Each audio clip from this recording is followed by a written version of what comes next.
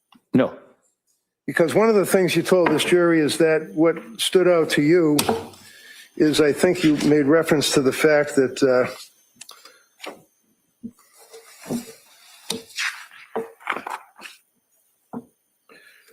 Lindsay betrayed her family by misleading her family. Remember saying that to this jury yesterday, sir? Portrayed? Betrayed is what you said. No, I said portrayed. So Lindsay portrayed and misled her family is what you said to the jury? Yes. How she mislead her family? Well, in text messages, for example, in the days prior to the event, her parents had visited over that weekend, and the communications that she was providing did not give a sense of her state of mind regarding suicidality. You kidding me? They stayed up in their house to help them. Sustained. They Next. stayed at the house, didn't they? Yes. Why did they stay at the house? I'm sorry. Why did they stay at the house? They were visiting. They were staying at the house. They weren't just visiting. Objection. Overall. Sleep over? As I understand. Okay, as you understand. How long did they stay at the house and sleep over? I think they came up for that weekend. They weren't there constantly. No, They came back and forth. back and forth. Well, they stayed about 4 days, 3 nights. They stayed continuously and stayed at the Clancy home. You knew that from your investigation, right? Yes, that's my yes? recollection. The answer is yes, right? Yes. Okay. So they're staying at the same time. You're telling this jury that she's sending text messages basically saying, I'm okay, I guess. Is that right? Following their departure, there were the photographs that Lindsay Clancy sent to her mother. She didn't send her mother photographs showing that she was smiling or happy with her family, did she? I think there was a photograph of her and the children by the snowman. No. Is that a bad thing to do that and send a picture of you with your kids making a snowman to your parents? No. Is that something, in your opinion, Dr. Sadoff's opinion for the district attorney, that a person who is involved with postpartum psychosis, postpartum depression, wouldn't take a picture of the snowman and their kids, send it to their mother?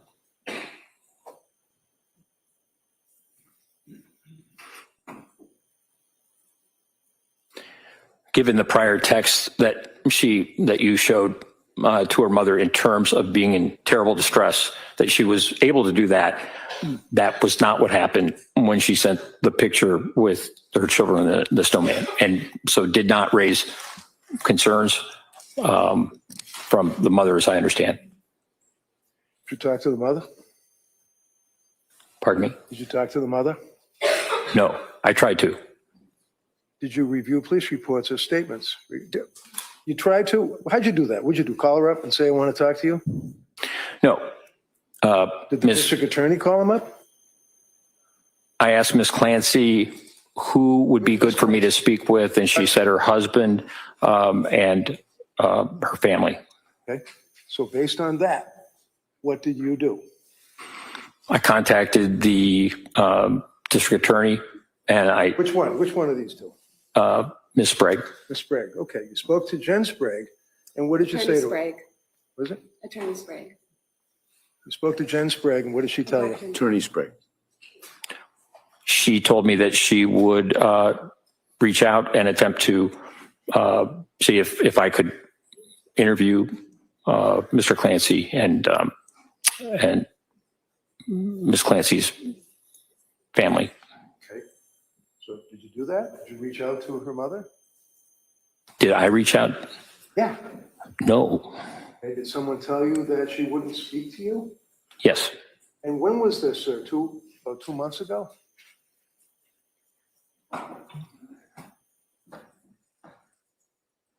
It would have been probably June 5th. This is August, right? Pardon This me. is August. We're in August right now, right? Yes, You called to speak to the mother in June, right? Yes? Come on. yes. Okay. And when you called the mother, did she say, I did not call the mother. Okay, so the I did answer not is you call did the not mother. call the mother. Who told you that you couldn't talk to the mother? Ms. Sprague. Attorney Sprague, please. Right. Attorney Sprague.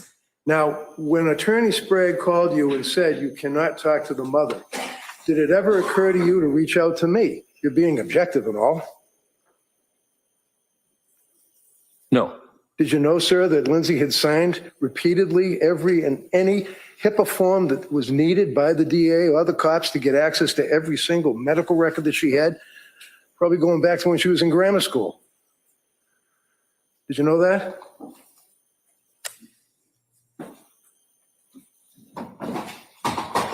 I know she's been open to it, and she told me that she would like for me to speak with them. Right.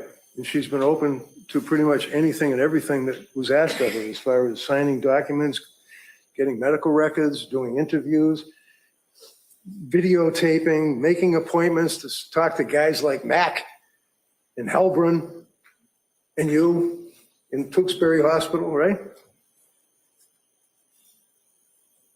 I'm sorry, can you repeat the question?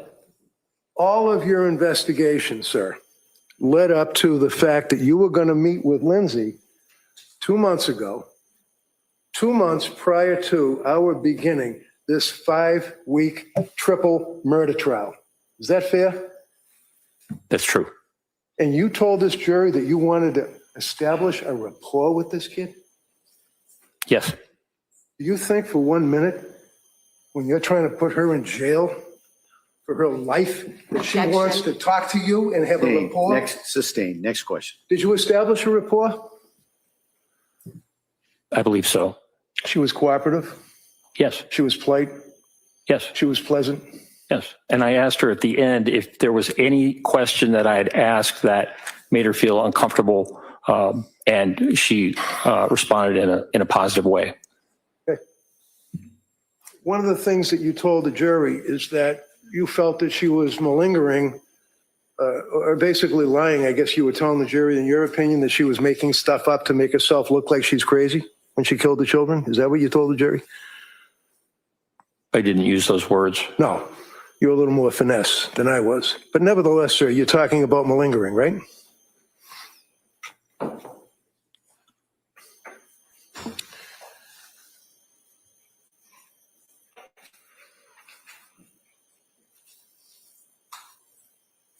Yes, the statements about the auditory Answer is yes. hallucination. Excuse me. Yes. Answer is yes. You were talking about malingering is my question. Yes or no, right? That's all.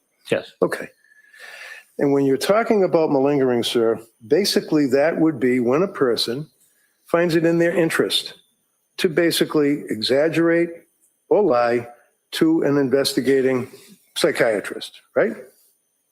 Correct. And that would be because it's in their interest, like I want to pretend that I'm crazy so a jury thinks I'm crazy and I don't have to pay for a crime. That would be in a criminal sense, right?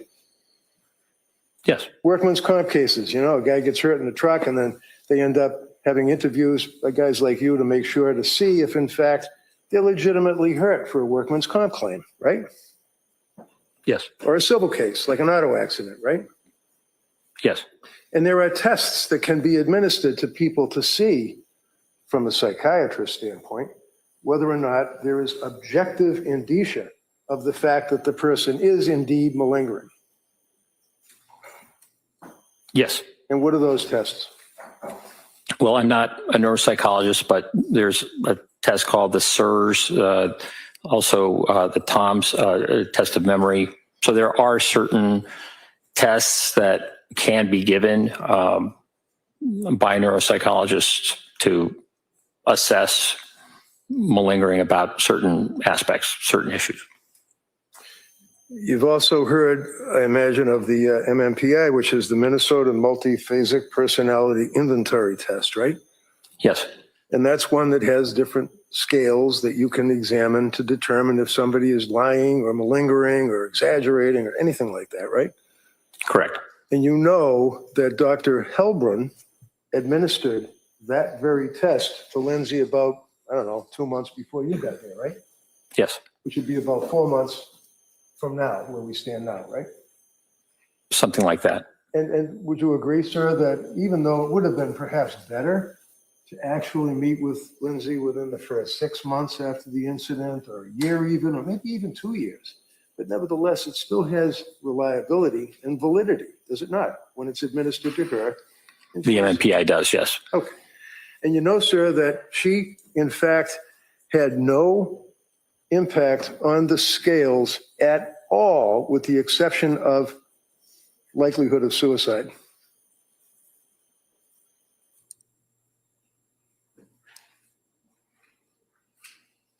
Yes, that's my understanding.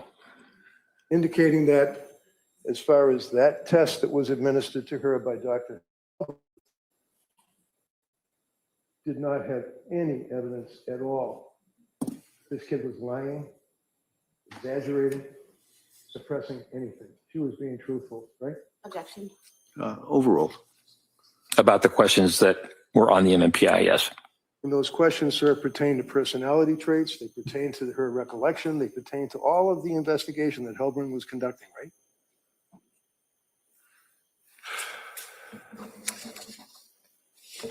No. Okay. So when the tests were administered and the results provided, would you agree with me, yes or no, that specifically the test indicated that she was not malingering? Yes. Okay. You mentioned one of the other things that you were concerned. Oh, by the way, would you agree with me that Dr. Philip Resnick, as you indicated, is like a world-renowned person on filicide, or the killing of your children? He's also a person that is in the forefront pretty much worldwide on malingering, right? Yes, he has written about that. He's done more than write about it. He's basically given hundreds of lectures and many, many, many learned treatises all about people that lie to psychiatrists to try to get away with something, right?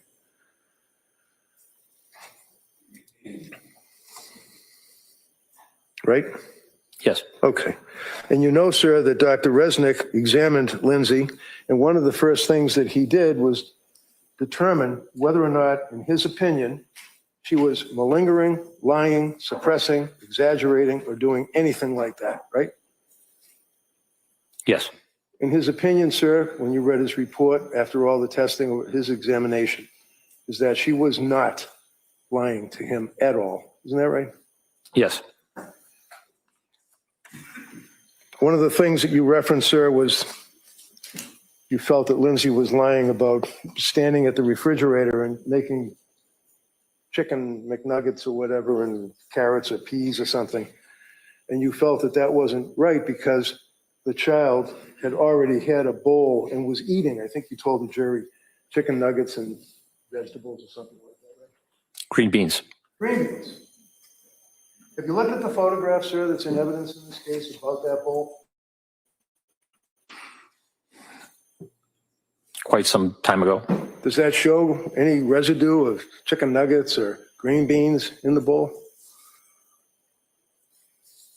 Not that I recall. No, it shows like sliced up residue of a cucumber, possibly a carrot, like vegetables, right? Not that I recall. So there are 3 kids, one of which is an infant who obviously pretty recently got finished breastfeeding, is on the bottle, so he's not going to eat chicken McNuggets, right? Right. So we have 2 young children that have to be fed, correct? Yes. You have 2 young children that Lindsay indicated that she was at the refrigerator getting the chicken and the vegetables so that she could feed the kids, correct? Yes. Told you that she would not give the kids chicken McNuggets and vegetables in a bowl, that she would have a plate, right? Not necessarily. So when she was at the refrigerator, sir, it's your understanding that she was not being truthful? Telling you that? Is that what you're telling the jury? I think what I said was very inconsistent with what she had told Dr. Spinelli. So when she's at the refrigerator and telling you, your interview, I know you imported Dr. Spinelli's report, you imported Dr. Resnick's report, you imported Dr. Zeisel's report. When you were talking to Lindsay, did she tell you she was getting food for the kids out of the fridge? That's my recollection. Now, with all of the understanding in your testimony, sir, about the voices, correct me if I'm wrong. You're telling this jury and Dr. Satoff's opinion, based on your experience and all of your writings and everything, that when one hears voices, they would be internal or external? To be legit. They can be either. Really? I'm sorry. I thought you said that they had to be a particular type, like not internal. If they're internal, they're probably lying. But that's not true. I'm wrong. The voice that Ms. Clancy told me about during the time of this event, she said was external. Okay. And is that consistent with your understanding, sir, of the research on auditory hallucinations? Well, some auditory hallucinations can be internal. So, for people who are psychotic. and you were aware, sir, that Philip Resnick, Dr. Resnick, did publish the article in the International Journal of Law and Psychiatry in 2014 in conjunction with Simon McCarthy-Jones. You're aware of that learned treatise? Yes. And would you agree with me, sir, that in fact, just if some doctors might feel that hallucinations auditory must originate from the exterior as opposed to interior? Would you agree, sir, that in this article, claim number 1, doctors may say, voices are typically heard as coming from inside the head, with the corollary that voices heard as coming from outside the head are atypical? Would you agree with that? That was not my recollection of the research. That Okay. I understood that it was a minority of. No, excuse me. It doesn't matter what you. Oh, hold on. Good. Next question. I'm going to approach you with the article. We've already established. No, who authored it, read it, all that. Okay? It was quite some time ago. Sure. Let me put your papers over here just so I don't knock them over. So, if we can share that. You want me to say it? No, I want you to share it. Put it right here so I can look at it. Okay. All right. Would you agree, sir, that it said voices are typically heard? This is a claim number 1. In other words, doctors feel voices are typically heard as coming from inside the head, with the corollary that voices heard as coming from outside the head are atypical. Did I read that right? Yes. Okay. And what does atypical mean? Atypical means unusual. All right. And this article is saying that there are psychiatrists that feel that voices heard outside of the head, auditory hallucinations, are indeed not legitimate. Is that fair? That was the old original way of thinking. That was the way it was taught at one time, that they had to be external for someone to actually be experiencing psychosis. Okay, so we agree then, as Dr. Resnick indicates, that the research evidence does not support the claim that internal located voices are emblematic of genuine AVH, Auditory verbal hallucinations. and externally located voices are atypical. He cites a particular word, correct? Yes. For example, he then says, the largest study on this question Kathy Jones was in 2012. That's what you're referring to as the old research, right?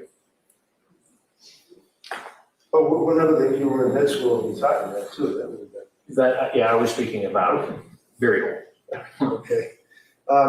Basically found that of 199 psychiatric patients, 81% who have been diagnosed with schizophrenia, 38% heard both voices coming from inside and outside their head. Did I read that right? You did? So when Lindsay indicated to you that she indeed heard a loud auditory hallucination, voice, deep male commanding her to do what she told you, that was external, correct? Yes. And you don't have any issues with that. In other words, that is very likely could be legitimate. Yes. Okay. Now, if you take a young woman who, as the evidence has shown, is suffering with her medical condition and psychiatric condition and seeing doctors and being prescribed medications and reaching out to people for help and suicide hotlines and people down in Rhode Island and McLean Locked Wards Institute. If I hold an opening statement, sir, would you agree that in her efforts to maintain control, she, meaning Lindsay, withheld. Form of the question?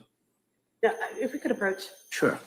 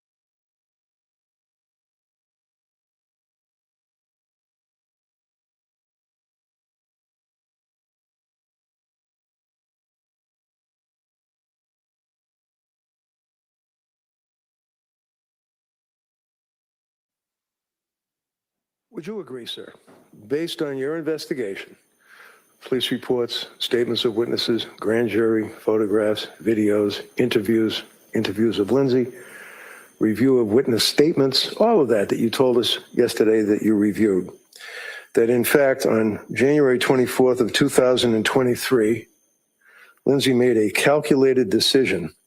She was a woman who no longer liked the life she thought she wanted. It was getting harder and harder for her to control. And when she saw the opportunity to escape, she made the selfish choice to take it and to take Cora, Dawson, and Callan first before attempting to take her own life. Continuing on, sir, she chose to manipulate her providers, seek out a quick and easy fix when she was feeling depressed and anxious, and when she didn't get what she expected, she chose the alternate route. She would seek a different doctor.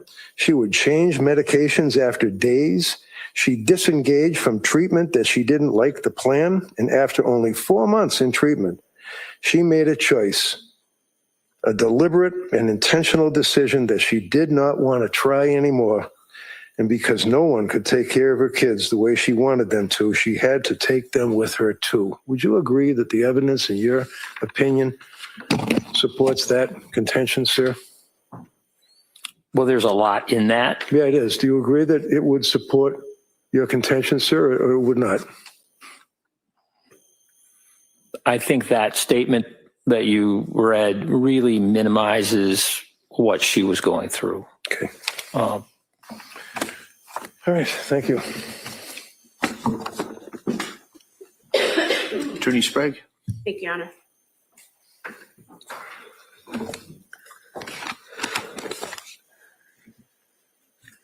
Sir, you were asked during cross-examination about your work as a forensic psychiatrist for the Bureau of Prisons and for the prisons in Virginia. And about that work and kind of minimizing what your experience was there. What was your work there? What did that entail? Well, I continued to work there, and I continued to teach students in that system.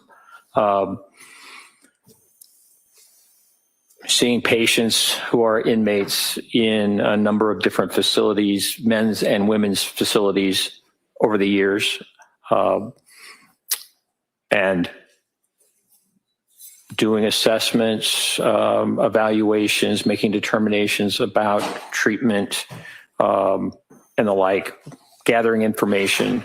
So really, treating these inmate patients as patients who have significant mental illness and really require the best treatment that we can provide in the system. And during the course of your many, many years working in that system and treating these patients, have you treated patients with psychosis? Yes. And does that include treating women with psychosis? Yes. And how often have you done that? I'm going to object. I didn't ask about who. He said two already. He's already said once. Overall, she may have that. Go ahead. Since 1992, Yes. so 34 years.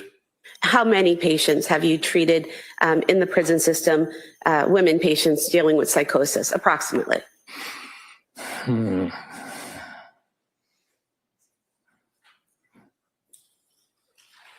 Several hundred. And are there certain common signs or symptoms that these women display who have psychosis?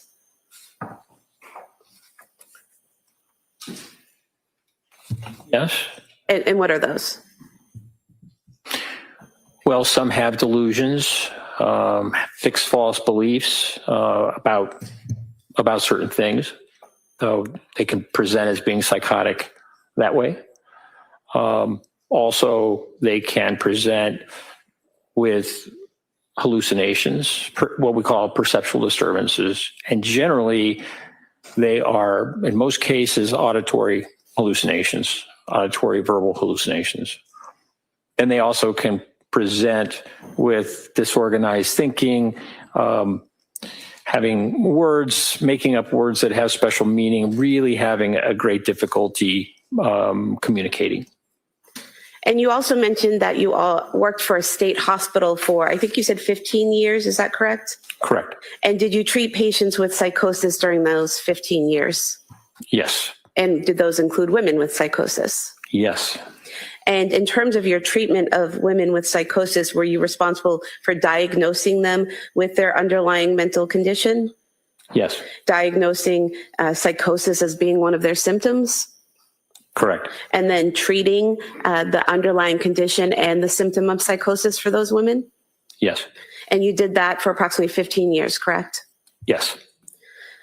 And you mentioned two specific patients, females that you dealt with postpartum depression or postpartum psychosis. Do you recall that? Yes. And what did you learn from treating those two patients? So those are the two patients that are mentioned in the case reports. Which case reports? The case report about postpartum psychosis that was written. On the medication interaction? Yes. Are you asking how those patients presented? Yes. Okay. There were, as I recall, it's been a while since I looked at the paper, but one was an 18-year-old woman who had delivered her child and had decided not to take, or that she did not want to breastfeed. And so in those days, this medication, bromocriptine, also called Parladel, was given. And we found that within, I think, just a couple of days of the time that she was given this medication, she became convinced that she had to kill her child. And I believe that she was experiencing auditory hallucinations, and she was so distressed about that she wanted to kill herself and was suicidal. And that was how she was brought to our attention. In evaluating her, we removed the Parladel, the bromocriptine, and she responded and resolved her symptoms, her psychotic symptoms, and we were able to discharge her back to her family. The other case, I believe, was another female, a bit older, maybe mid-20s, and she was also given this medication and also became psychotic. For her, it was more a manifestation of mania. She was hypersexual with her husband. She, I think, was quite hyper-religious, and she was... Doctor, sorry. in terms of her delusions, those were more of religious delusions? Pardon me? Her delusions regarding her child were religious delusions? Yes, I believe so. Okay. And once that medication was removed from that woman, did her symptoms subside? Yes. I think in that case, she was also given, she was so disruptive on the ward, taking her clothes off, et cetera, that she was also given antipsychotic medication for a period of time, and her symptoms resolved. And going back to the first patient that you described, you said that she had voices instructing her to harm her child. And was it as a result of her feelings of guilt for about those thoughts and voices that she was suicidal? Yes. So she wanted to kill herself instead of killing her children, correct? Yes. Now, you were asked by Attorney Reddington about your curriculum vitae and focusing in on terrorism, and is that your sole focus? And you said no. What has been your focus over your career? Well, from the time that I finished my residency, I've been very interested in public psychiatry. And so upon realizing the seriousness of mental illness within the prison system and the value of teaching psychiatry to students within the system, I began doing that while I was also doing work with the state hospitals, seeing patients, whatever. So I would say that of all the things that I do and consider myself, what is most important to me is working with patients. And it's the value of also being with students and having them learn from these patients is going to make them better doctors, even if they don't choose to go into psychiatry. So I see my identity actually as a clinician, and I have patients I'm scheduled to see. I was supposed to see some yesterday, and also I'm going to see patients on Friday. And Doctor, defense counsel asked you about the onset of postpartum depression and postpartum psychosis, and you had said that the DSM-5 lists postpartum onset within 4 weeks, correct? Correct. And he asked you about other organizations going up to approximately a year, correct? That's right. Are you aware that the World Health Organization has a clinical descriptions and diagnostic requirements for behavioral and neurodevelopmental disorders that has a section on mental and behavioral disorders associated with pregnancy, childbirth, or the puerim, P-U-E-R-P-E-R-I-M, which does that mean during or after birth? Yes. And that in that section by the World Health Organization, they state that mental and... Objection. She's not going to read that to him, and then he's going to agree with it. She can ask him if he's read Well, it. let's hear the question first, and then I'll assume there'll be an objection. Are you aware that in that section it states that mental and behavioral disorders associated with pregnancy, childbirth, or the puerperium are syndromes associated with pregnancy or the puerperium commencing within about 6 weeks after delivery? Objection. Overruled. I'll allow that. If you know that, Doctor. Yes. And are you also aware that there's a section talking about mental and behavioral disorders associated with pregnancy, childbirth, or the puerperium with psychotic symptoms that says onset of a syndrome involving significant mental and behavioral features occurring during pregnancy or the puerperium, i.e. up to about 6 weeks following delivery, is required for diagnosis? That's my understanding. And that's from the World Health Organization, correct? Yes. Now, you were asked about whether blood testing would be appropriate for a patient, and you said that it would depend on the history of the patient, the symptoms, the medication. Do you recall that? Yes. Did you see anything in the records about Lindsay Clancy that would have required blood testing? No. You were also asked about thyroid function and how sometimes you might want to test thyroid function in a postpartum woman. Do you recall that? Yes. Are you aware that, reading from Exhibit 222, I believe, that Ms. Clancy's thyroid levels were checked when she visited the South Shore Hospital emergency room on November 16th, 2022, and her levels were within normal limits? Yes. I just moved to submit this page from Exhibit 222, showing the thyroid levels. All right, so that's in. It's just a follow-up of a sheet that's in. I'll allow that. And doctor, just for the jury to know, in that page that's just been marked in as exhibit, the thyroid levels would be marked by TSH, correct? Correct. You were asked about Lamictal and the serious rash that could occur. You said that the serious rash is rare. How rare is it? Approximately 1 in 1,000. And you mentioned that millions of people take Lamictal with no problem at all, correct? That's right. And is there anything that providers do to be aware of the potential for the rash and to explain that to patients and to try to just basically keep an eye out to see if the patient's developing that symptom? Yes. And what is that? It's a medication that needs to be started at a low dose, 25 milligrams, and only gradually moving up. Finally, after a number of weeks, to a dose as much as 200 milligrams, perhaps even more. When the medication is given in a what we call titrated, slow process, the potential for this serious rash is greatly decreased.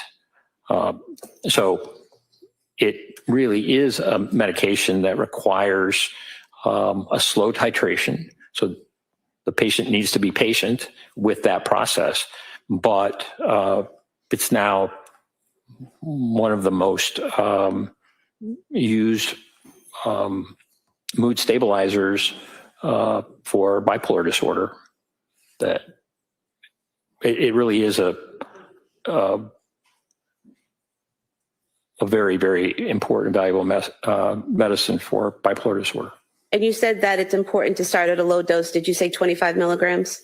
Correct. And do you recall what dose Dr. Tufts wrote the prescription for Ms. Clancy? Yes. And what was that? 25 milligrams. And do you recall from the records whether the plan was, if she were to take it, to titrate in the manner you described? Correct. And putting aside whether or not someone chooses to take the medication because of a rash, is there any significance to the person, to a patient, being prescribed a medication and then not telling that provider that they chose not to take it? Yes. And what is that? Well, it really limits the provider in making other decisions. If a decision is made that a patient is not going to take a certain category of medication, it's helpful to let that provider know and say, I've decided against it. What are some other alternatives? Doctor, you were asked about lack of sleep potentially causing psychosis, correct? Correct. And sleep was definitely an issue for Ms. Clancy in the fall leading into December of 2022, correct? Yes. And looking back to the McLean records, would it be accurate to state that her sleep got progressively better while at McLean? Yes. And then directing your memory to the text messages that Ms. Clancy had with her mother from January 7th through January 22nd of 2023, would it be accurate to state that she told her mother she was sleeping better during that time? Yes. Defense counsel asked you if by all the evidence and witnesses that the defendant was a happy wife, mother, daughter, all of that, and you said no. What were you referring to when you said no? Well, I was thinking about the paper that she filled out on September 12th of 2022, in which she expressed some of the concerns that she had, significant anxiety, but also, as I recall, insomnia was a concern of hers. And it was followed up with Jennifer McAllister, who worked with Dr. Tufts. And I think in Ms. McAllister's note, Ms. Clancy mentioned that she had waning confidence in being able to take care of her children as they were growing up. And that, I think, in a note of Dr. Tufts noted that she said that she found that Callan needed more attention, and that as the kids were growing older, that she was finding them more challenging. Did she give any information did Ms. Clancy give any information about why it was more challenging as the kids got older? I'm going to object. This is pretty far afield. Yeah, sustained. It goes beyond cross.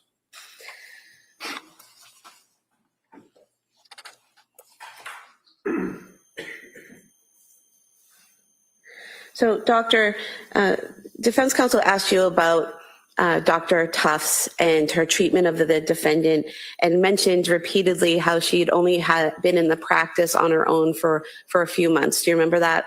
Yes. In reviewing Dr. Tufts' treatment of the defendant and the medications she prescribed and the methods she used in prescribing those medications, did you have any issues or concerns about the approach she took or what she prescribed? No. And what were your thoughts about her approach to treating this defendant? Well, possibly because Dr. Tufts was new and had just come into practice, she was more available. And so I think she was able to see Ms. Clancy over video 14 times. And for example, when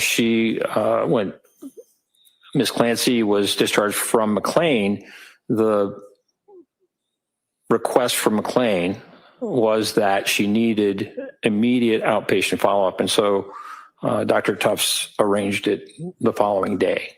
And so there were some weeks where Dr. Tufts saw Ms. Clancy more than once a week. And I will also say that when Ms. Clancy decided to go to nurse practitioner Paul and then saw Nurse Gelada, I think early December, it might have been December 1st, she then went to Dr. Tufts, and Dr. Tufts wrote a note saying that she felt uncomfortable making prescriptions while Ms. Clancy was going to another provider. But in that note, suggested that Lamictal could be helpful. So Dr. Tufts was very responsive to concerns of Ms. Clancy in terms of seeing her. Was seeing her weekly and saw her on the 23rd of January, and then had another appointment the next week and had talked about future treatments, possible treatments, esketamine, as well as TMS. So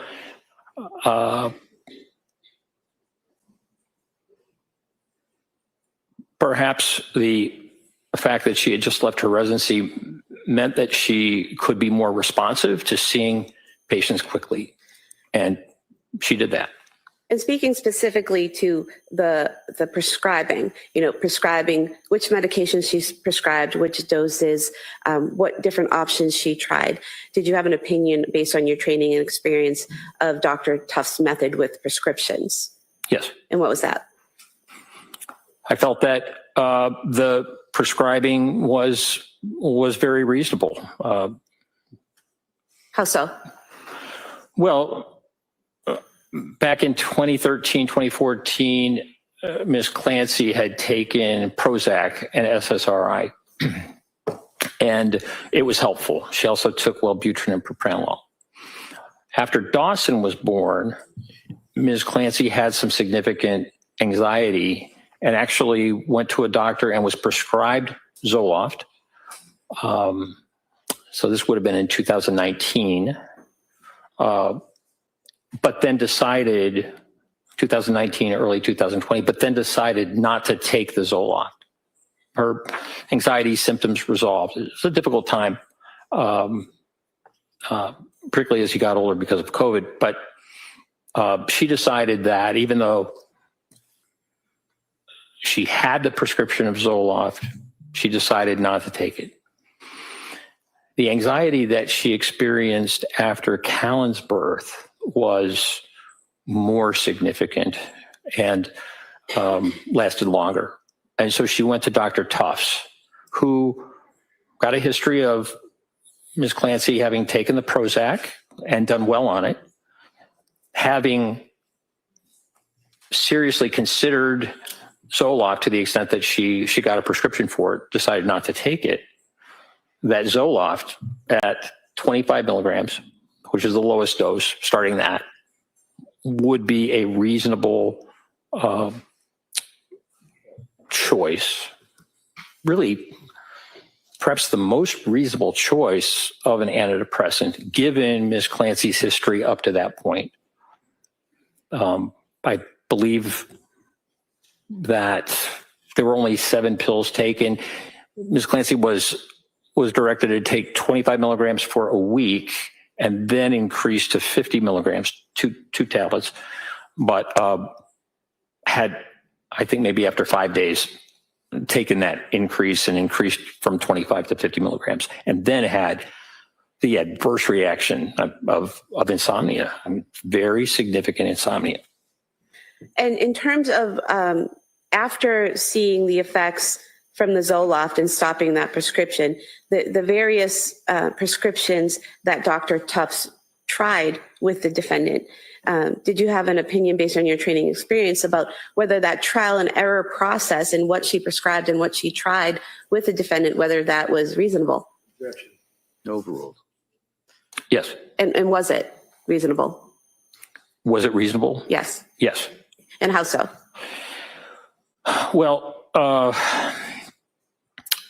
Ms. Clancy, after having the insomnia, was very upset and concerned, as anyone would be.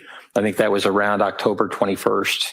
And so Dr. Tufts assessed her and told her to stop the Zoloft and started her on Ativan, I understand, and Benadryl. And that medication was helpful for a while. But Ms. Clancy was concerned about Ativan, benzodiazepines being addictive, and concerned about getting hooked on these types of medications. And that is a concern over the long term.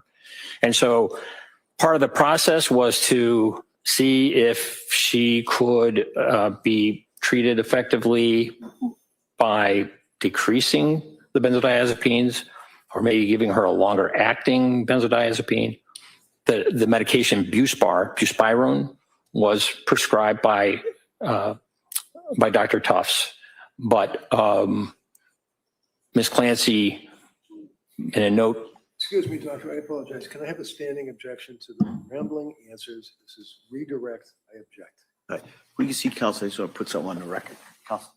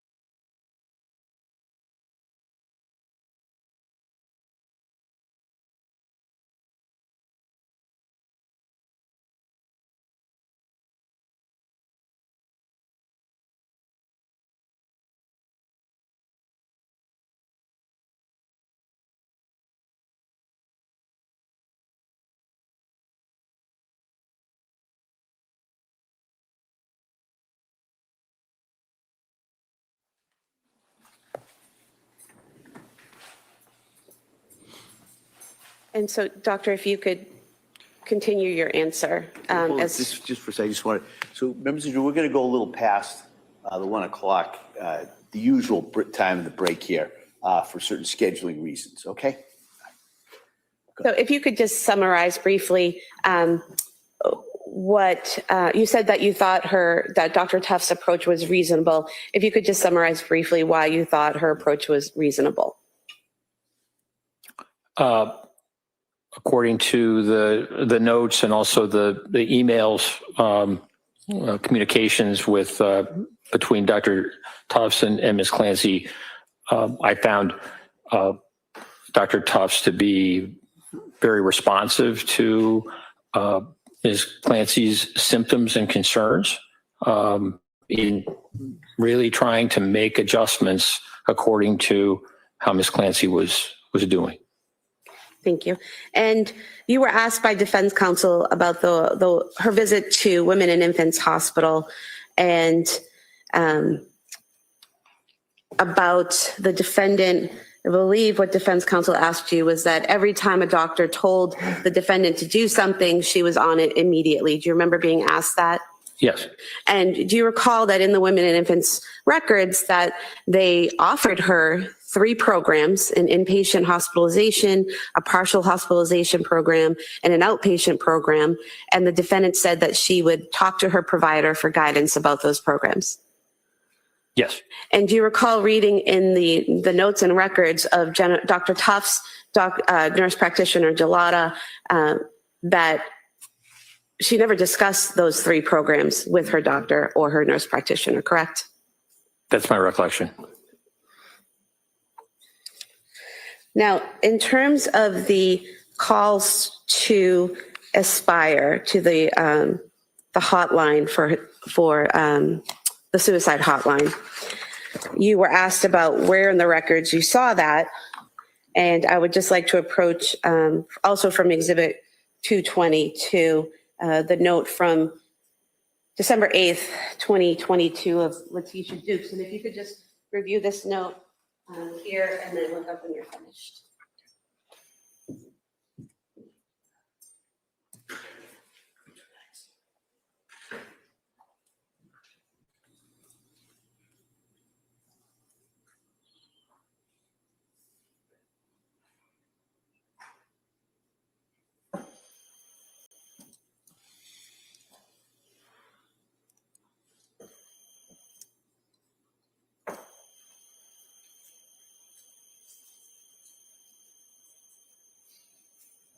Doctor, is this the record that you were referring to that gave you the information about the defendant's call to the suicide hotline?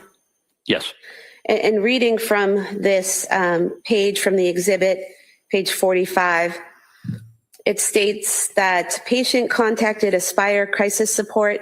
She met with an Aspire clinician virtually and was told that she did not meet the criteria for inpatient treatment due to not having an SI plan. That's a suicidal ideation plan, correct? Correct. And then reading again, Aspire clinician recommended that the patient attend a day program. The clinician said he would be sending the patient resources. Clinician informed the patient that it would be beneficial to attend an IOP or a PHP to help the patient build coping skills and build community. What's an IOP and a PHP? Do you know? PHP is partial hospitalization program, and IOP is, I believe, an inpatient program. And so when the defendant called the suicide hotline, she told them she was having suicidal thoughts, correct? Correct. But she told them she did not have a plan, correct? Correct. And they didn't just hang up on her. They sent her resources and recommended a day program and a partial hospitalization program or an inpatient program, correct? Correct. Move to submit these two pages, 45 and 46, as the next exhibit. They're apart from exhibit 222. All right, subject to the same objection, I'm going to, that may be admitted. 197.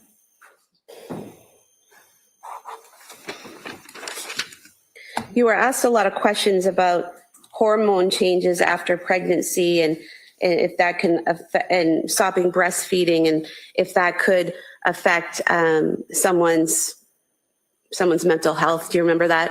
Yes. And you said something about the timing matters. Why does the timing matter?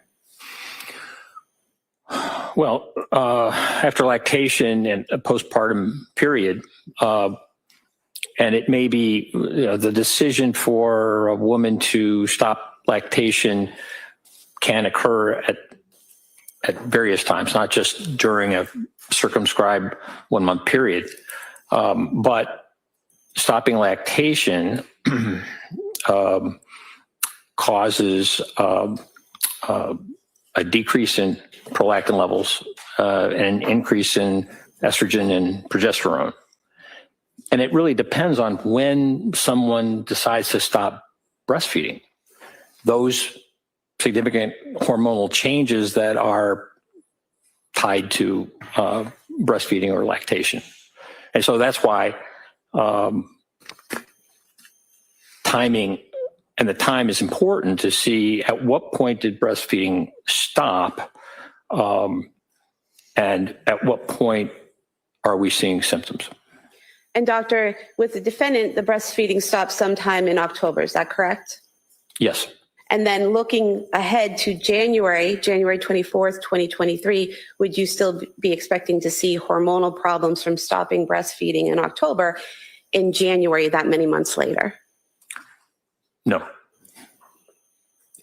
Now, you were asked about the statements Patrick made regarding his interaction with the defendant when he found her outside in the snow. And is it correct that he told you he found her and said, "What did you do?" And she said, "I tried to kill myself"? Yes. And did he then say, "Where are the kids?" And she said, "They're in the basement"? Yes. Did he then tell you that he then called 911?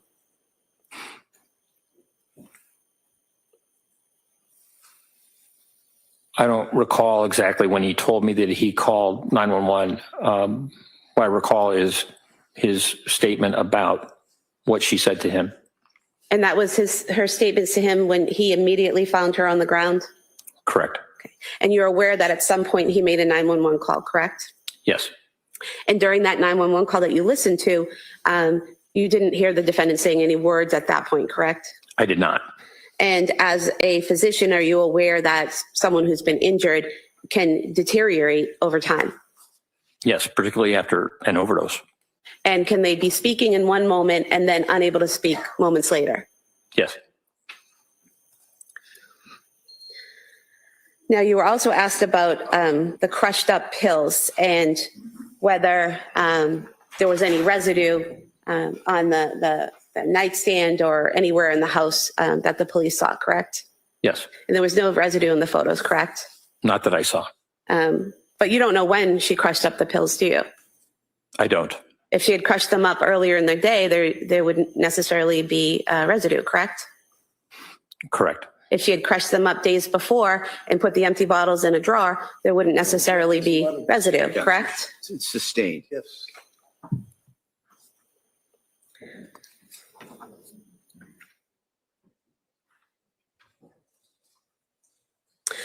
There were many texts between the defendant and her mother in January, correct?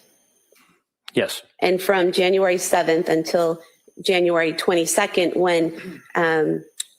when Ms. Clancy's mother and father visited her at her home, the text messages clearly indicated that they were in two separate locations, correct? Yes. And in those text messages, the defendant repeatedly told her mother that she was doing a little bit better, sleeping's a little bit better, correct? Yes.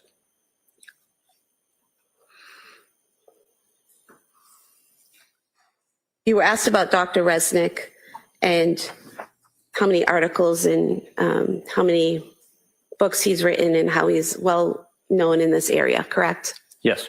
And are you familiar with Dr. Resnick's teachings about malingering and about psychosis? Yes. And is it fair to say that Dr. Resnick teaches others that one of the red flags to look for in malingering? You can ask him what he's read. I tell him what she wants him to say. No, hold on. Let me hear the question first. Are you aware that one of the red flags that Dr. Resnick teaches to look for in malingering and faking hearing voices is that someone automatically obeys a command? Yes. That's stricken at this time. Can I see counsel?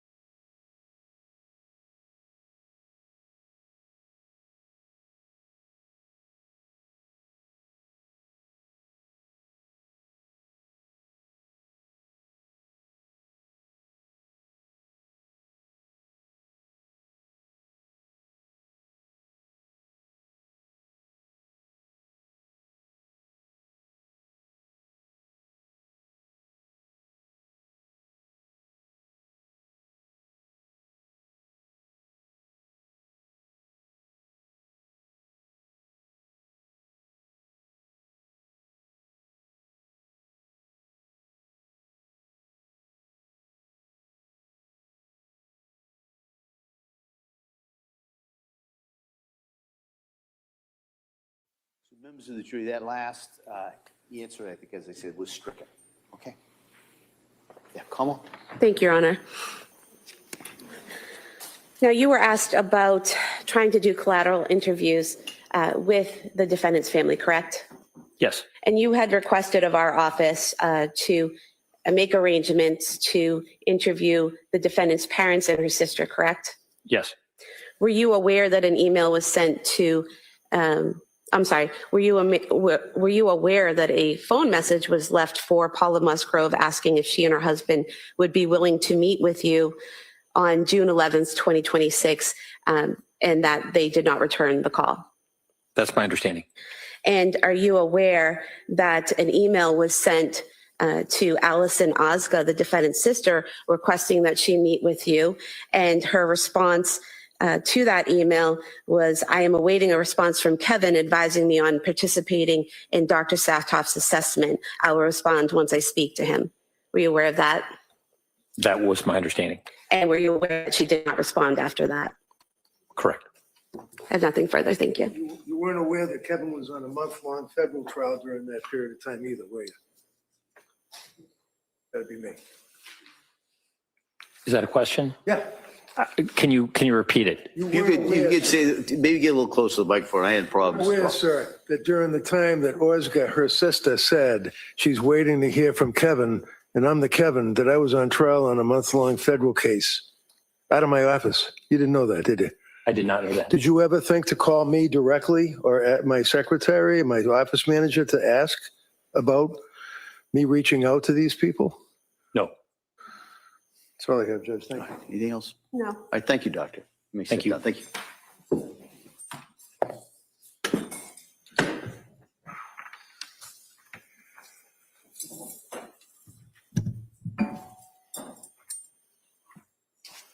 All right, Attorney Sprague?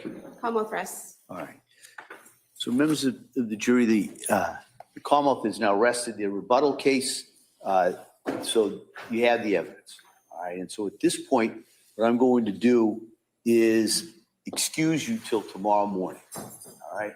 And tomorrow morning, you should be ready. We're going to have closing arguments and the legal instructions in the morning. And then the jury will begin deliberating. All right. So that's tomorrow. So I would suggest go home, rest up, and be ready for tomorrow. And so you now have heard all the evidence. For the first time I can say that you've heard all the evidence, but you haven't heard the arguments from the attorneys. You haven't even heard, like I said before, the law that you're to apply. So you still have to keep an open mind. All right. So those instructions that I gave you for the last 4 or 5 weeks, they're doubled down today. All right.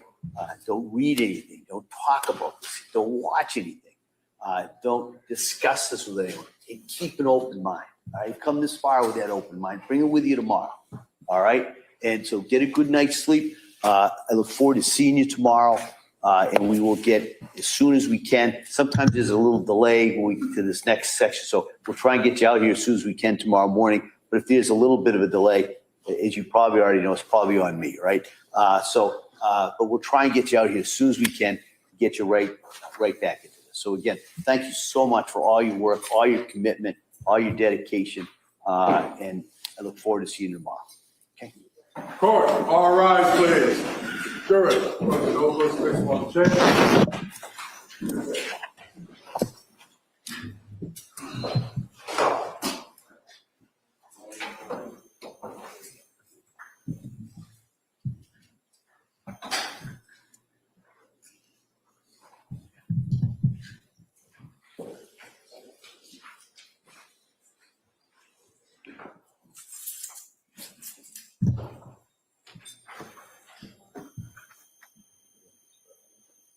Jurors have exited the floor of this closing session.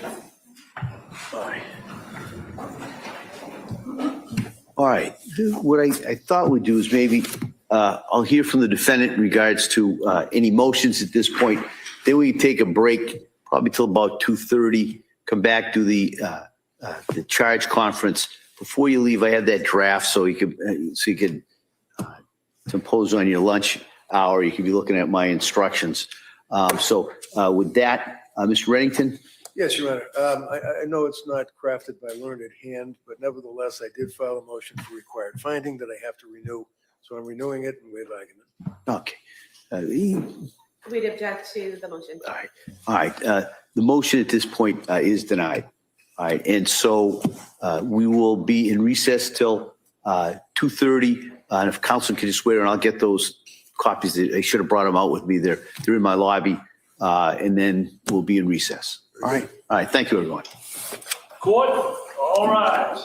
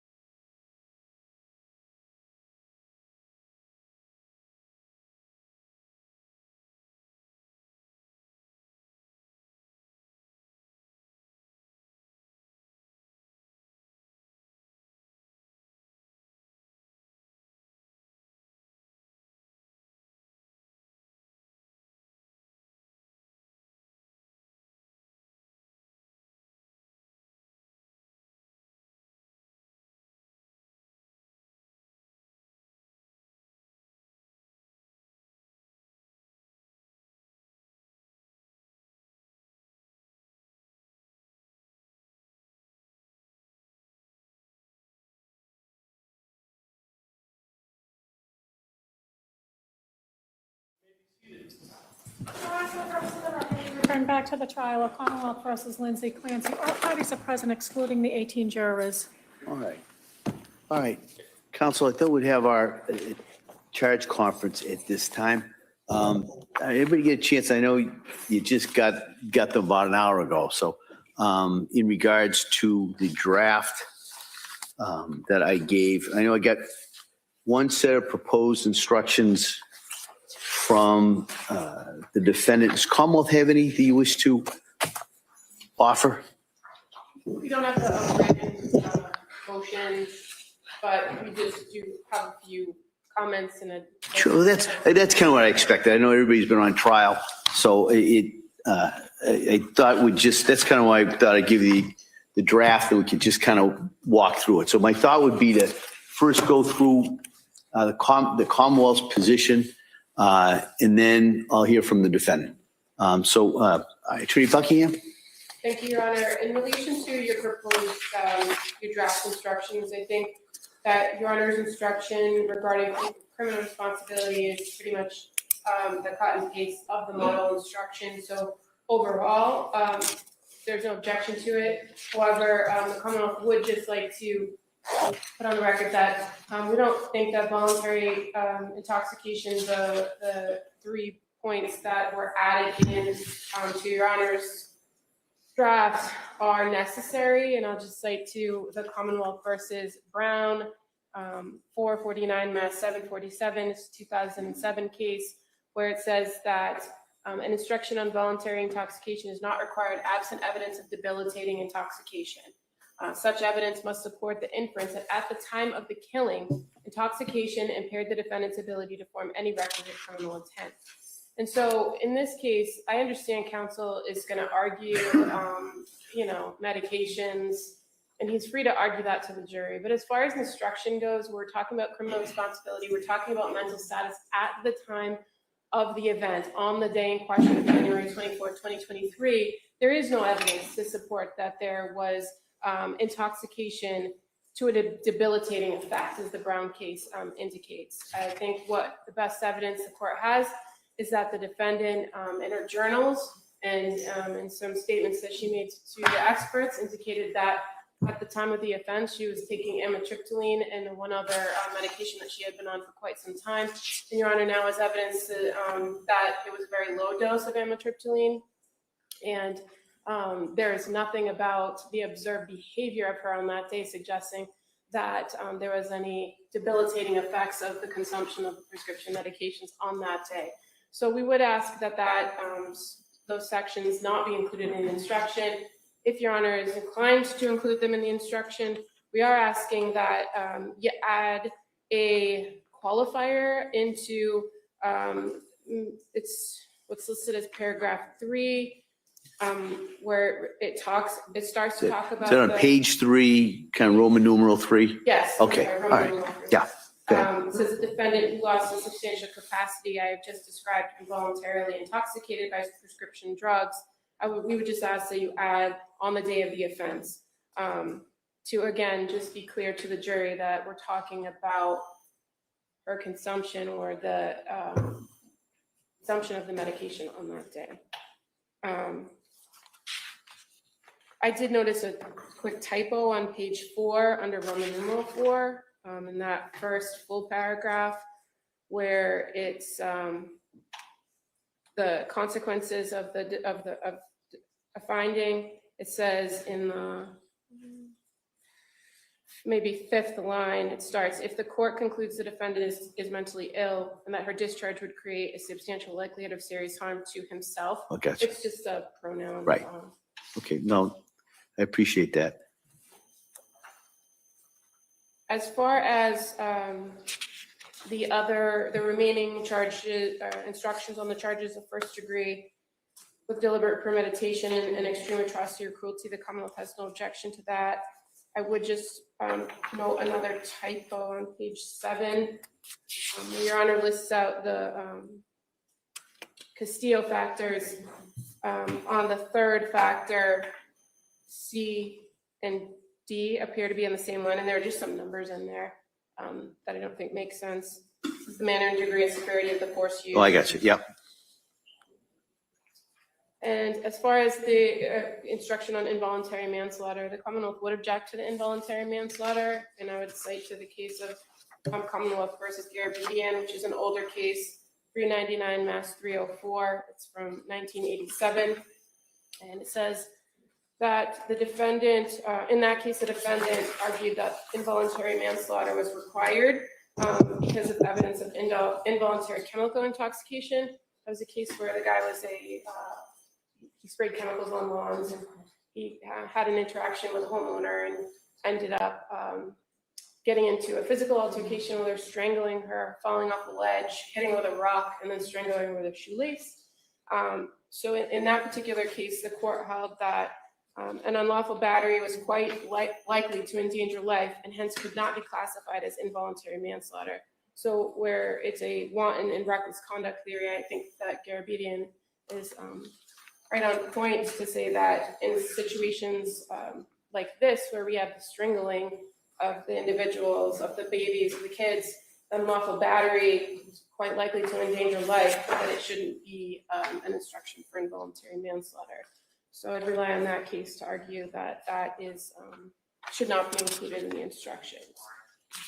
And one more point. Your Honor, at one point when we were arguing about particular pieces of evidence and duplicative evidence, Yeah. Your Honor did indicate giving some sort of instruction about the jury shouldn't consider the fact that there might be duplicative evidence as giving any more weight or importance. And I know you do have a small line in that where it says in the what is evidence section about the strength or proof is not determined by the volume. But I do think, again, based on the particular way in which the evidence came in and how the parties chose to display the evidence, and the fact that we have text messages in several different forms that are presented, some of them the full records, some of them condensed records, that some instruction to them that indicates that they're to give no more weight to any one than the other, even if it does appear duplicative in the record. I'd ask that something to that effect be added. I think it says that on page 11, because I do remember that request. If you look at under what is evidence, in this case, there may be certain documents or photographs that are entered multiple times. This does not mean that that evidence is any more or less important than any other evidence. So I put that in there, and I understand the request to maybe put that in a separate paragraph, but I have addressed it that way. I'll consider not whether or not I give it a separate paragraph. I do understand the request, but at least that's why I put that in there. All right. Anything else? Okay. All right. Mr. Reddington. Thank you.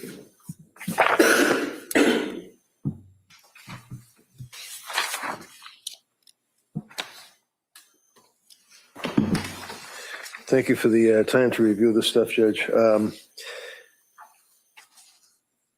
If I may, just going through your proposed instructions, Roman numeral 1, introduction is fine.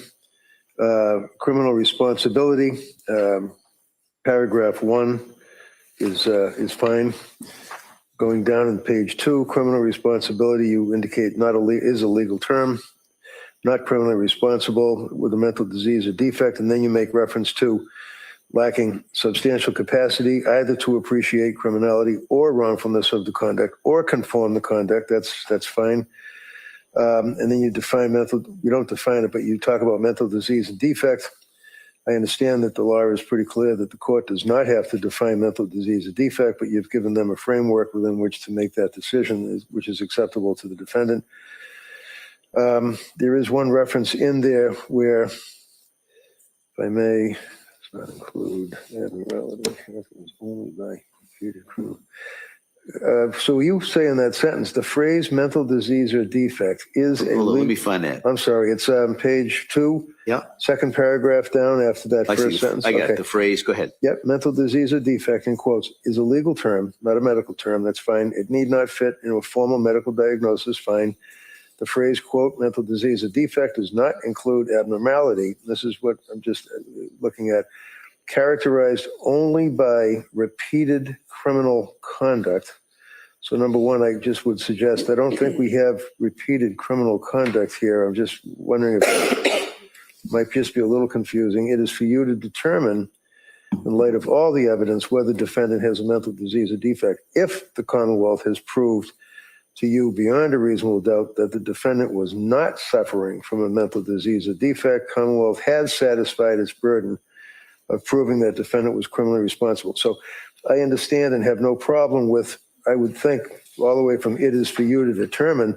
My only question is in reference to that where you put in the phrase about mental disease or defect does not include an abnormality characterized only by repeated criminal conduct. I don't think that that's based on the evidence, so it might be hypothetical, but I just will not have that in.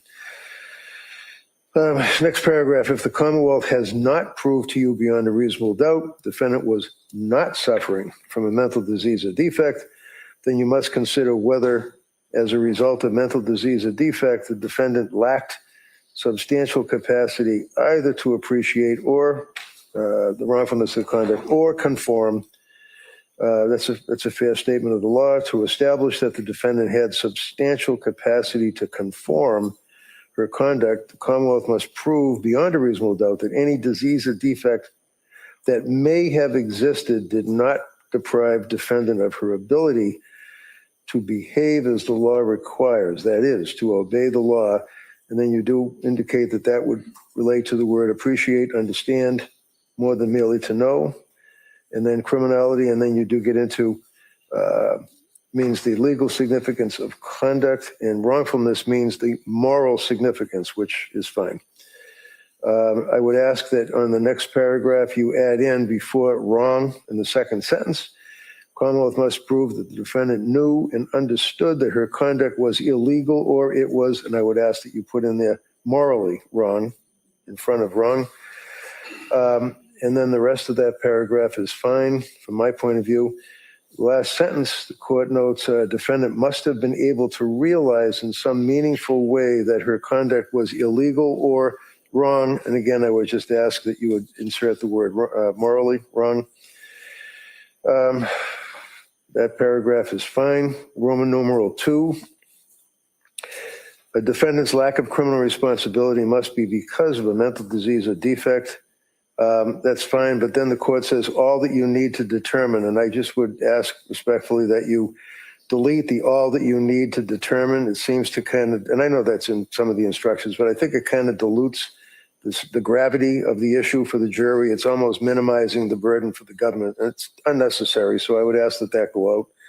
And then you could say the jury has to determine the issue and then go into the rest of the instruction as you put it, rather than saying all you need to determine. Further in that paragraph, where defendant lacks substantial capacity to appreciate, again, that's appreciate the criminality or wrongfulness of her conduct or to conform her conduct to the law solely as, okay, voluntary intoxication. Believe it or not, after 5 weeks, I think we agree.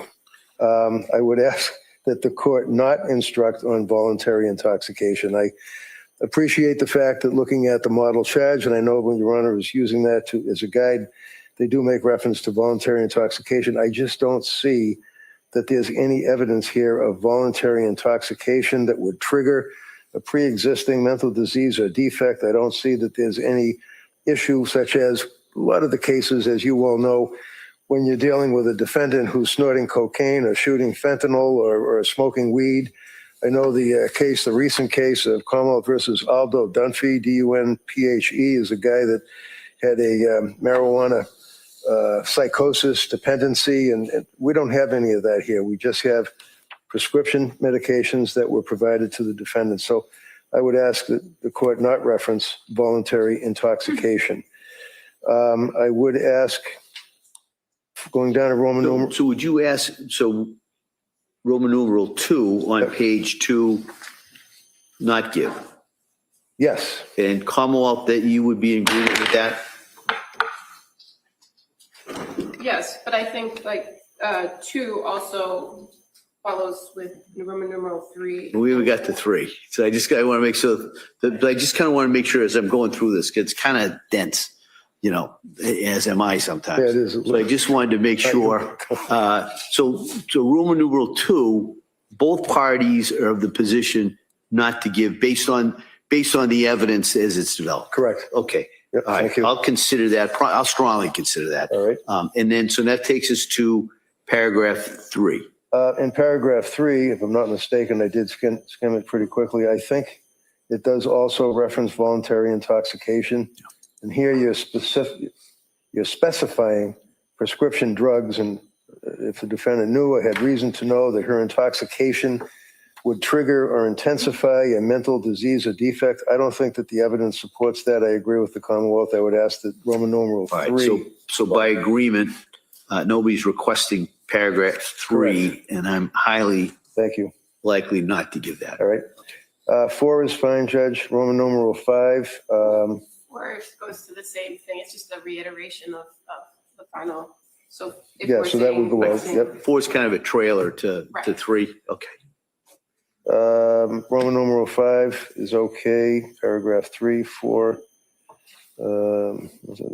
Okay, so again, if I may just say, without skimming them now, anytime it's referencing voluntary intoxication, maybe that could be deleted. Because I see in paragraph 4 on Roman numeral 5 on page 3, it does reference again for voluntary intoxication from prescription drugs and that type of thing. So that would go out.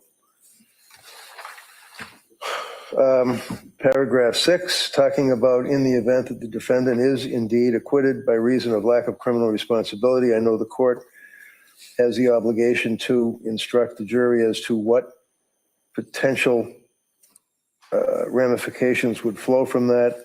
I believe that's a fair statement of the law. Instructions on murder in the first degree, deliberate premeditation, cruelty and atrocity, those are all fine. Second degree, that's fine. Involuntary manslaughter, I do think certainly the facts as presented and the evidence does justify the instruction as the court. Let me hear you. What's the argument in regards to the involuntary manslaughter? Well, the argument regarding the involuntary manslaughter is clearly that the defendant intended the conduct that resulted in the death of the deceased, and the conduct in the event that it was not such that her conduct was as a result of her suffering from a disease or defect, intentional, premeditated, and intended to be cruel and atrocious, that would reduce it down to manslaughter, and it would most certainly be wanton or reckless. I will be addressing voluntary as well, but I think it's clear that on the evidence that if the jury determines that defendant committed an act, defendant, as a result of the act, the victims were indeed died, that there's a high degree of likelihood that substantial harm would result to the individuals as a result of the defendant's conduct, but yet we're not talking about a disease, a defect that rises to the level of not guilty by reason of lack of criminal responsibility. You would then revert to, or default, if you will, to the standard of wanton and reckless conduct. And we know that wanton and reckless conduct under the Lansky case, basically if a defendant does an intentional act that is not just negligent, it would have to rise to the criminal standard or the criminal level of being wanton or reckless. So I think that would, in fact, justify an instruction on involuntary manslaughter. If you want, I can continue with the voluntary manslaughter that I would ask the court to instruct.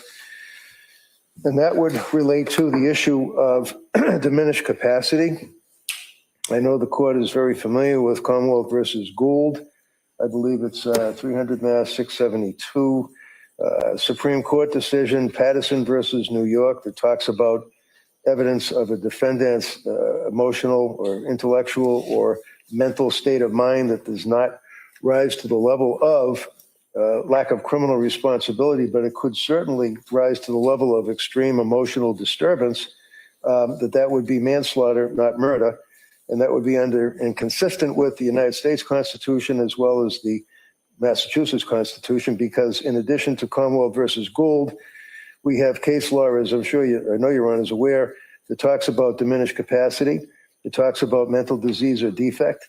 If in fact there's evidence of a mental disease or defect, mental impairment, but it does not rise to the level of lack of criminal responsibility, then under all of those cases I just cited, plus Garabedian at 399 Mass 34, as well as my old case of Thomas Toolin, 490 Mass 698, you can have evidence of mental disease or defect that does not rise to the level of lack of criminal responsibility, but it would mitigate or reduce from the ability of the person to know that what they're doing is in fact cruel and atrocious, to know what they're doing does constitute premeditated malice or forethought. We all know what the concept of malice is. You get the three prongs of malice. There's no doubt that mens rea is important on the concept of malice. And if a jury says, well, look, the evidence is that she was going to these doctors, that she was getting prescribed medication, she was taking the medication, she was in a postpartum depression stage. I don't buy the postpartum psychosis, but I think that clearly she was over-medicated or had medications that she was involved with, plus her postpartum depression. That would then justify them to say it reduces her ability to think, to react, to know as it relates to malice, which under those cases I cited would reduce to voluntary manslaughter. So that would be voluntary manslaughter.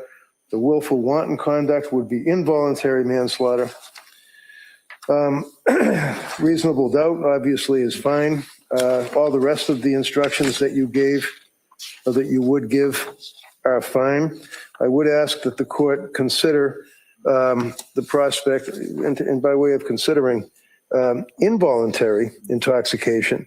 And I did cite a couple of cases, Commonwealth versus Wallace and Darsh, Piantadozzi, as it relates to evidence of involuntary intoxication. And that would apply if, in fact, there's no intentional ingestion of cocaine or some type of illicit drug, but in fact, it's a prescription drug that she was ingesting consistent with the drug instructions, if you will. The drug laboratories and the pharmaceutical companies, they market these products. They have, some of them have black box warnings on them. We've talked about that a little bit in this trial, talked about the age cutoff, but nevertheless, it's scary stuff. You're talking the selective serotonin uptake inhibitors. You're talking about tricyclics. You're talking about antipsychotics.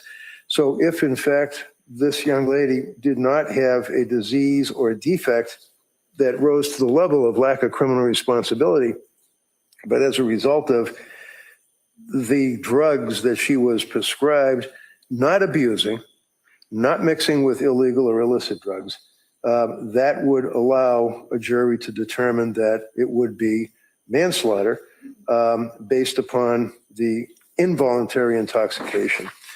And finally,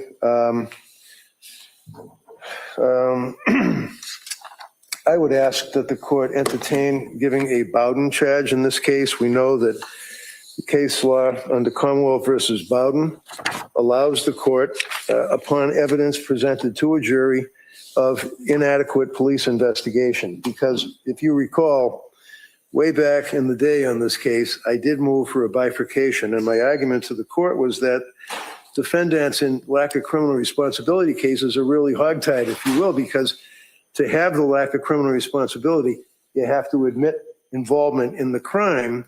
But yet, when you're trying the case with lack of criminal responsibility, the government still has the burden to prove to a jury beyond a reasonable doubt that the defendant is guilty of, based on the evidence, that particular crime. And if there's evidence of a police investigation that is deficient, a jury does have a right to consider that as a basis of an acquittal. They can consider that for purposes of finding reasonable doubt based upon the lousy investigation.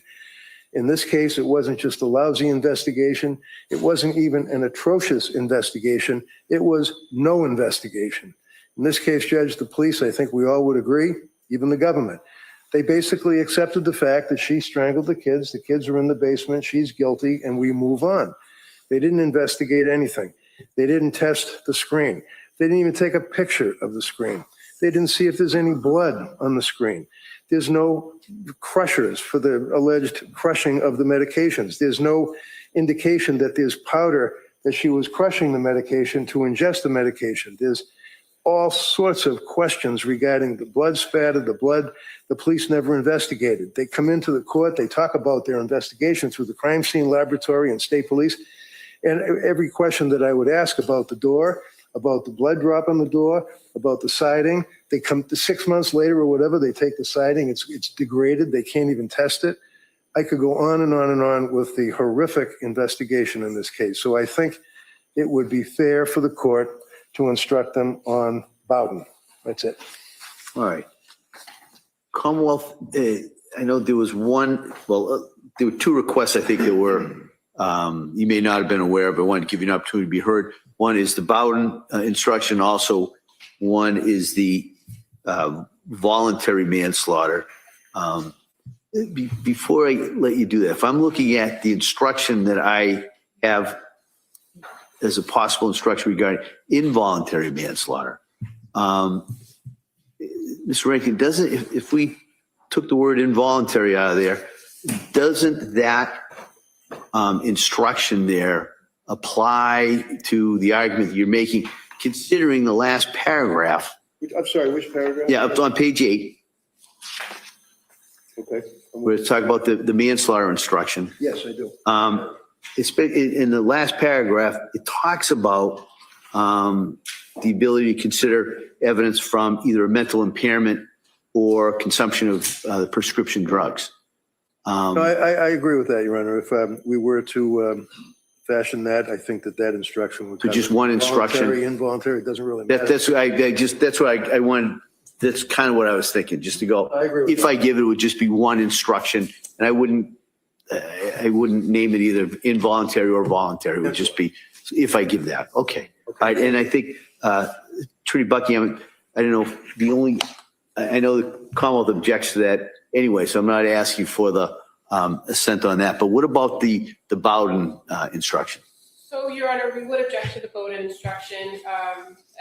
Again, counsel is free to argue whatever he wants about the police investigation in this case, but as far as failures of the investigation that have been identified in the course of the trial, I don't see that there is any. And everything that Attorney Reddington just said about what they didn't test, they didn't test the screen.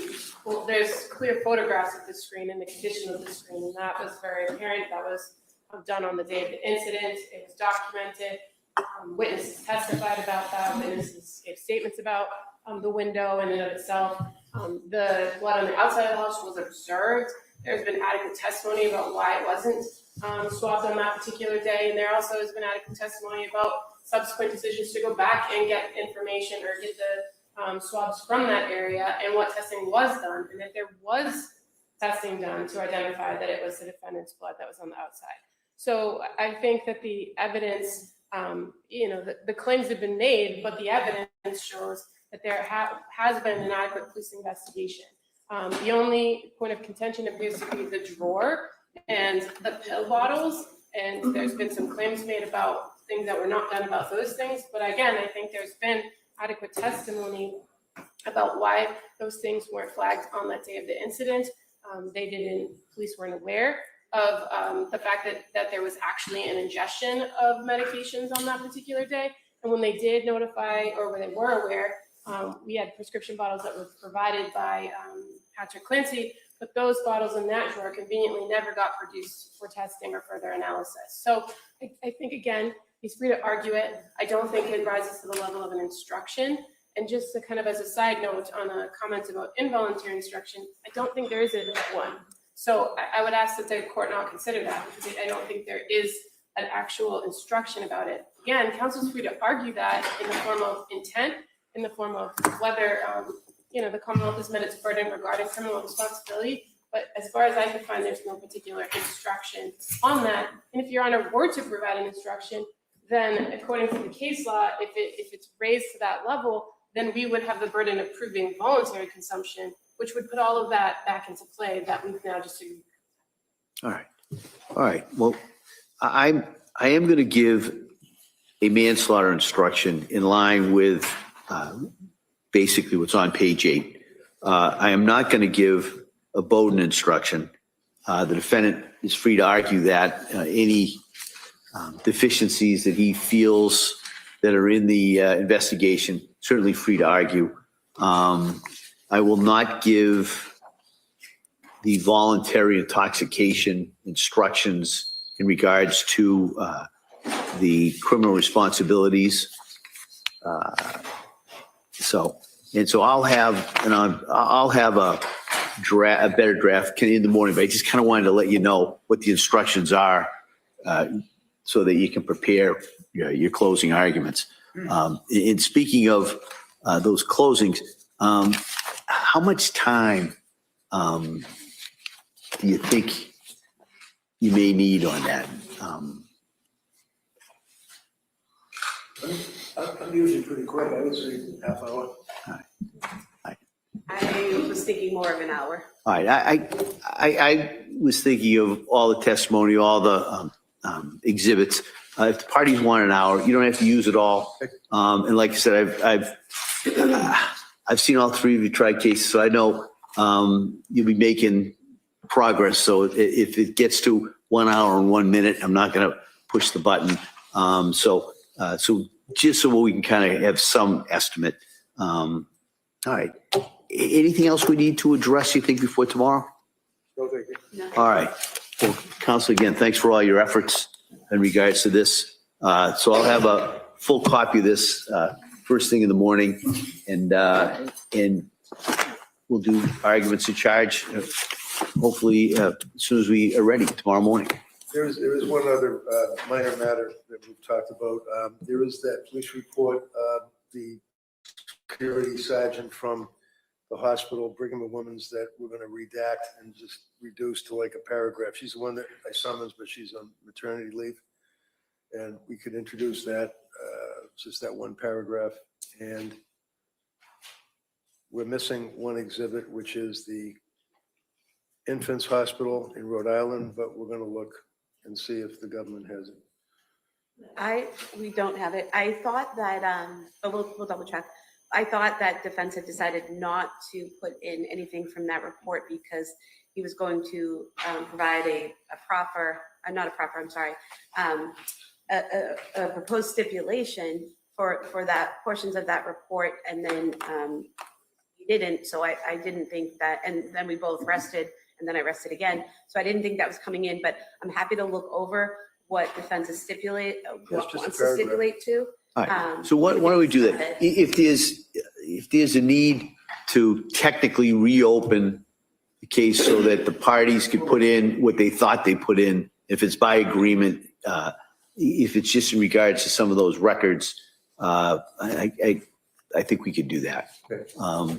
So anything else? No. Oh, how about redactions? That was the other thing. Was it just that one report, a couple reports we're going to have to deal with? I believe that everything that requires redaction has been Oh, redacted. all right. I think so. Yeah, I'm not aware of anything we have. All right. I'm just asking. All right. All right. So thank you very much. We'll see everybody tomorrow morning. All right. Thank you. Court, all rise. No.